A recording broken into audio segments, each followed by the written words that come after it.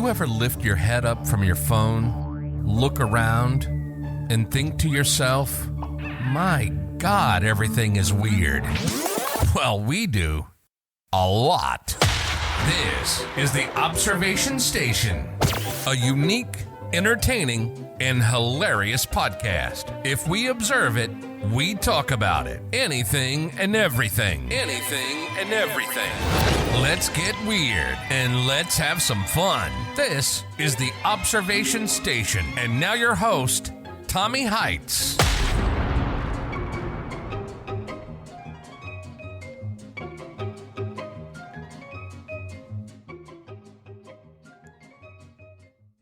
How's it going, everybody? Glad that you guys were able to make it to another episode here of the Observation Station. So, wanted to recap last episode, remote work versus on-site jobs. So, a little thing that we talked about there was kind of the difference between you can work from home and all the freedoms versus having to go into commute back to the job there. So, if you want to take a look at that episode, it's the one right before this. But this episode today, we are talking about speaking multiple languages. So I live in South Florida myself, and Spanish is it's like just as common as English when you hit Dade County. I'm in Broward, but when you go to Dade County, it's a whole different game. And you might hear a little Spanglish here, here and there. And you might have it where you'll walk up to a counter or deli and somewhere in Miami, and they might just start straight up speaking to you in Spanish, even if you don't speak it at all, which confuses people that are from out of town because they're like, what? I was like, you have to understand, it's all shades and colors down here in Miami that speak Spanish. I mean, you have the Cubans that are lighter skin color, that are almost like blonde hair and blue-eyed Cubans. So you wouldn't know the difference, but speak perfect fluent Spanish. So my mom is from El Salvador, and that's how I was taught Spanish from a young age, because she knew that was going to give me better opportunities in life to be expanding, speaking to other people, different cultures, which in the end of the day, it really has helped out a lot, especially if somebody says, oh, you speak Spanish and all this other stuff, and then you speak in their native language and they love it. So one of the things that I'm seeing today is the Europeans, whenever I speak to them, they have learned multiple languages in school. When you hear this stuff about in the United States, you're like, oh man, I took 2 years of German, and then I took 2 years of Spanish, and I didn't remember anything. What a waste of time. I mean, that is just like, what did you gain out of that besides a credit? I mean, if that's literally all you did, you wasted your time, because that's not even having it where you're learning the language. You're just repeating things that are on a textbook that you can get a passing grade. If you didn't even retain any of the information, there's no point of taking any sort of class. That's just a waste. A couple of things, though. The benefits of being, in my case right now, bilingual, but I'm trying to learn some more languages so I can try to increase the rate of languages I'm learning here. I don't know, because a lot of people internationally have moved to South Florida, and there's Portuguese, French, there's different languages that are kind of have similar words to Spanish. I'm trying to go to Rio de Janeiro for vacation and understand that I need to speak some Portuguese, and Portugal, the Portuguese from there versus the Brazilian Portuguese, I heard, is not, I don't know if it's completely different, but I know that it's different. So I have to learn that specific dialect, the Brazilian Portuguese. So when I go on the outskirts outside of Rio, I can have at least a conversation to ask for basic things and necessities that I want, because I'm not going to be going over there trying to ask Google Translate for all this stuff. So job opportunities would be a huge thing when speaking with international clients. In South Florida, at least I'm giving you my observation here. South Florida, it has all kinds of international companies that are here. If you can speak Spanish, is almost like a prerequisite in the jobs down here, because you're going to be having the Spanish speakers calling in, you're going to have the English speakers calling in. Sometimes they can speak pretty good English, but they would prefer to speak in Spanish because that is their native language. And if you can switch to Spanish, you might be able to get some information that they couldn't express in English. If you know Spanish, you'll understand, just like any language, some things don't translate to English properly, so you have to say it in Spanish the way that they know how to communicate. And it's easier to travel when you're going to Spanish-speaking countries, at least, like Colombia, El Salvador, Mexico. You're cruising. You're doing everything. You're just talking here to people, getting directions, all this other stuff. If you go in there and you don't speak any Spanish and they see you and they're like, "Ha, mira este gringo," you're going to get screwed. They're going to gouge the crap out of you because they know that you have the money to come here on vacation and that you don't mind paying these kinds of prices because it's less than what you're used to paying over here. But over there in the conversion rate, they're making great money, making out like a bandit. So if you really start talking to them in Spanish, they're like, "Oh, okay, so this guy would know." Not that I'm price gouging him, so they're less likely to do that.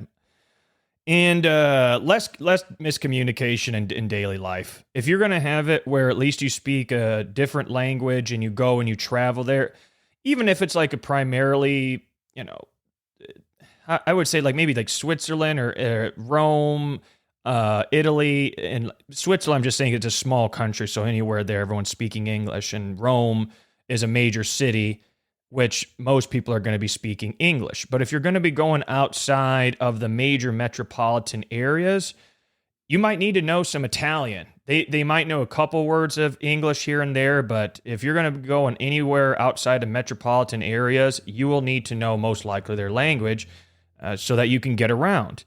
And that's the whole point of trying to learn new things. I'm taking it in stride here that Portuguese is not terribly difficult. I tried some other languages. I tried Hindi. My whole thing of trying that here is my brother had married an Indian girl. And I'm trying to have it where at least I maybe can learn a little bit of Hindi and really stretch out my tolerance for difficulty in languages. But my God, that is a really tough language. I mean, it could be like the same spelling, but it's just the inflection of your tone that's different, that means different things. So that's level 100. We'll get there, but I'll stick with Brazilian Portuguese for right now. And some disadvantages of speaking only one language is you have no real. I mean, you got to have it if you learn other cultures and you meet a girl abroad, even if she speaks perfect English and you can't kind of communicate in her native language, one thing I would say, if you're disadvantaged like that, just say, "Hey, look, I'll teach you English. You teach me whatever language she's from." That way that you can be getting lessons for free, and then you can have a good time while doing it. I mean, this is pure business. There's no way around it. If you just speak English and you go around to different countries and you have that mentality of, "Oh, you should be speaking English." No, you should be learning whatever language they're speaking because you're not in the United States anymore. You're in their territory and you play by their rules. That's where I feel like there's a confusion in the tourists that from this country that go to other places start thinking that everybody should be speaking English. And, the world doesn't work like that. So, I mean, also, if you're going to be putting yourself in a place that your mind is expanding, you're having it where you're learning and growing as a person. Anytime that you do something where your mind has to work that hard to learn something like a language, you'll feel like you're actually accomplishing something in life. It's not even menial. If you, day by day, even 15 minutes, just some words, figuring out some basic phrases. "Hi, how are you? Where's the bathroom?" Just think of the basics. You're not trying to do full-on sentences, and people quit within the first day. I mean, first day. They'll see, "Oh, man, I'm never going to use this." Well, that's what you've been saying the past 20-odd years, and look where we're at now. You're trying to learn it, and you gave up on the first day. That's just quitter's mentality. I don't have time for that. Quitters aren't even in my bandwidth because that's just losers that just don't want to do anything and get up and just get off your ass. Do something. Learn some language. I mean, sign language, for God's sake, anything, so that you can go out there and have a different realm of communication in a different world that you've never explored before. You're only going to be able to speak to English speakers in your whole life. It will be a very big crutch to you if you want to have it that you can learn things from whatever country you're going to, and you may stay there and work abroad, or try to stay there for a couple weeks. I implore you to go on the outskirts and try to really put yourself in the deep waters if you've done enough practice, and go out there to these countries that are maybe a little bit more remote, and use your language and try to say, hey, look, and maybe even if it's broken, I'm just learning, this language. So just bear with me, and no one's going to be mad at you that you're trying to do something that in their culture, most likely anytime you speak their language, that means you're putting an effort towards trying to do something to help them out. It's something like that. It's like that you're caring about them in a certain subliminal way. So, but my whole thing here is that if you don't want to learn anything new, go ahead, be the same old person for the rest of your life, and just envy everybody else that speaks different languages. Because if you're going to come up to somebody and say, oh my gosh, if I only learned that language when I was younger. Everybody is like so busy doing nothing. I'm serious. If you're busy, what are you doing? Write it down on paper. Oh, stop with the TV. Turn that shit off. TV. Turn it off. I'd like to be watching Netflix, but I'm sitting there and not gaining much out of it than conversation pieces to say, how did you like season 2, episode 4? Where now that I'm not even going into work and I'm remotely working, there's really no time to have that kind of chatter at the water cooler about this stuff. I would say the first way to explore what language you would like to learn, go on to any like luxury travel website or regular travel website, whatever it is, and look at the pictures of the towns and stuff like that. See if they have large squares, a lot of people there. That way you can go to different shops and talk to people, order a pastry, order a coffee, just go from store to store, pop in, pop out. And then you could be meeting people on the street there that might actually speak English. So if you need some help, hey man, I need to have it. Where if you're that far into the communication language barrier, you can probably find somebody somewhere that speaks enough English that can take whatever you're saying and translate it into the native language. That way that you can, get on by with your merry day. And if you network with people in these different countries also, now you have friends in different parts of the world that once you go back there, you can talk to them and meet the friends that they have, that you can speak to them in that native language, and they're going to be intrigued that you took the time to learn it. Oh my God. Simple. But the effort is what people don't want to do. If I heard busy, or if I counted how many times I hear people say I'm busy or I don't have time, you better be making a whole lot of money if you don't have time and you're too busy. Because if you're not making that much and all this other stuff is not going for you, you have time. You have time. You have time for work, okay? So if you have time for work, this is your other set of work.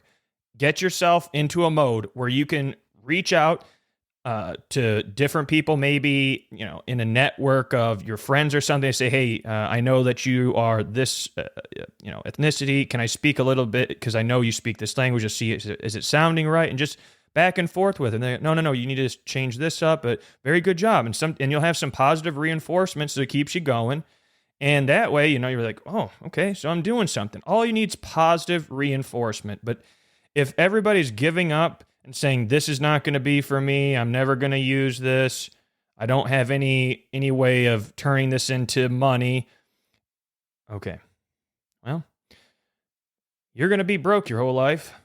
most likely if you're going to be having that mentality, because it's going to peel over or spill over into different parts of your life. Because if you're going to give up on something like this where you can work at your own pace, what about when you have a timeline? Oh, you're too busy, you don't have enough time for the timeline. I'm intrigued, absolutely fascinated by the amount of people that say they're busy. This is why I love it, because when I call people in sales and, I don't have time. But when you show them something that's valuable, they have time. If you have it where you're a guy and you meet a girl and she's your crush or something, but you have an appointment, no. You'll make time. It's all about what you want to do. You'll make time. You have the same 24 hours that Elon Musk, Bill Gates, Warren Buffett, and everybody alike in that socioeconomic strata, okay? Same 24 hours. If you really want to have it where you take a step back and say, well, why would I learn this? Okay, well, I'm going to have it, like I said, I'm going to be a better person. Because what is it going to make you worse the more languages you know? I'm going to be smarter because you're learning. And that way, when you learn one language there, you can start having it where maybe you learn another one. You're like, oh, well, this is not that hard because now I know how to learn a language from my previous one. And then you get 2, 3. If you want to stop there, that's fine. But no one's telling you to stop. It's a free country. So, but on that note here, I just wanted to give an overview of the reasons what's helped me out with being bilingual. Hopefully I can have the 3 languages, Portuguese, Spanish, and obviously English here, so that I can have a grand time in Rio and different parts of Brazil also, because I can travel to Sao Paulo and speak Portuguese there. And that's just going to be something where I'll be able to find accomplishment in being able to just study about something on paper and then use it in the real world and get real effects from it. So, well, I wanted to conclude with just saying that you do what you want to do. And at the end of the day, like I said, this is a complete just observation from the observation station. I'm here to just give it to you raw, real, unfiltered. There's no BS around here. We're giving it to you straight. If you want to have it where you get someone to tell you how you're not wrong and you need to go to a therapist, I don't do that. I'm just giving it to you real. So, well, the next episode though is going to be being on the spectrum, the autism spectrum. So I have Asperger's myself here, and we just wanted to go over some of the pros and cons of, being on the autism spectrum and how I've overcome a lot of obstacles in life to show you guys a more inclusive look on my life on being on the spectrum, because that's basically what it is, a spectrum. Everybody has autism is on a completely different level. But again, guys, I appreciate you staying till the end of the episode here. This is going to be where the first Monday, this is today here, that the episodes release at 4:30 p.m. Eastern Time, Mondays and Fridays. So again, take it easy, guys. Do you, and don't let anybody tell you what you should do. That's all you, and inside your heart, check your gut. There's no problems today. You are the best version of yourself. All right. Take it easy, everybody. You've been listening to the Observation Station. We find everyday life and everyday situations hilarious. We hope you've enjoyed the show. We know we had a blast. Make sure to like, rate, and review. And be sure to tell a friend about the show. That would help too. See you next time on the Observation Station.